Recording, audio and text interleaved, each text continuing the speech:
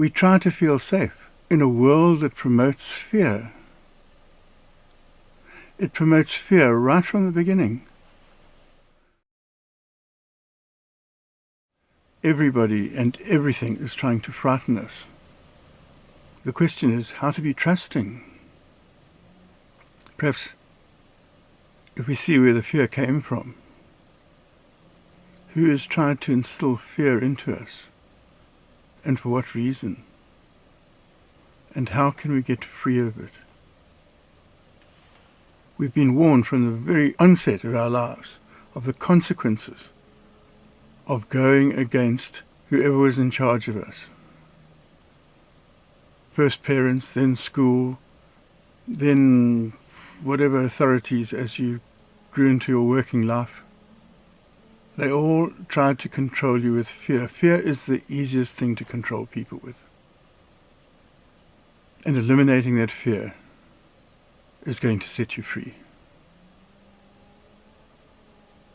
And the opposite of approaching everything with fear is to approach it with trust. Not naivety, but trust. Trust has been bred out of us. It's been flushed out of our system. Obedience is what we've been taught. We've been taught obedience by people who were taught obedience themselves. And in all likelihood we'll pass on obedience to our children. But obedience to who and obedience to what? We should have obedience to life. If you look at life, it looks after itself. The child has mother's milk provided when it's born. Somebody to look after it. You can see people who are basically indifferent to having children, perhaps fathers especially. When their child is born, they would do anything for it. They'd protect it in any way.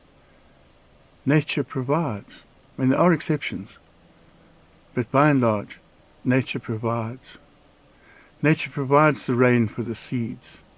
It provides the coating to stop them deteriorating before the rain arrives. It often has a coating to stop insects eating it. Life looks after life if you will let it. If you were able to trust, you would approach life so differently, you would take on such different things. And if you had some confidence in what you were doing, wouldn't you approach it with more vigor and vitality? Have a much more expanded view of what you wanted to do or achieve, or what was possible? The obvious answer to all this fear is to develop some trust. And how do we develop that trust? To intellectually argue for having trust will do nothing. It's just an intellectual argument, and you'll still be as frightened as you were to start with. That's how it is. It's experience which is going to overcome that intellectual threat. One looks at one's own life, where one has been protected.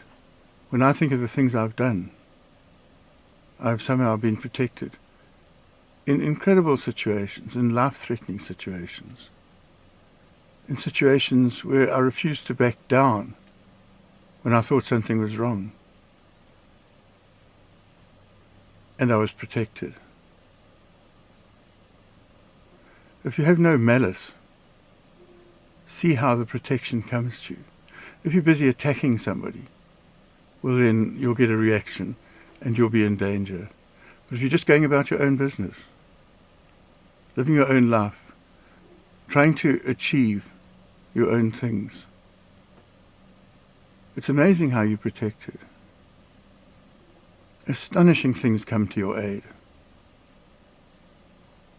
But one must have no malice, because malice attracts malice. Hate attracts hate.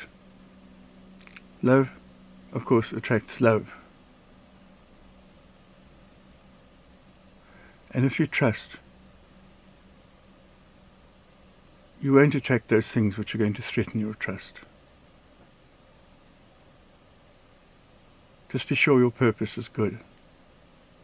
It is not the meaning of life which is so important as the experience of life.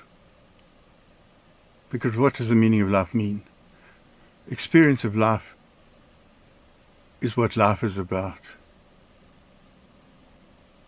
On whatever plane you're experiencing life, or wherever you're experiencing it, whether you're trying to build some material empire, trying to make some great spiritual progress, it's your experience which is going to tell you what is right. And that's what you're to do. Everybody is trying to instill fear into you. Experience can cancel that fear. One foot in front of the other, doing right, and you'll find life can be trusted.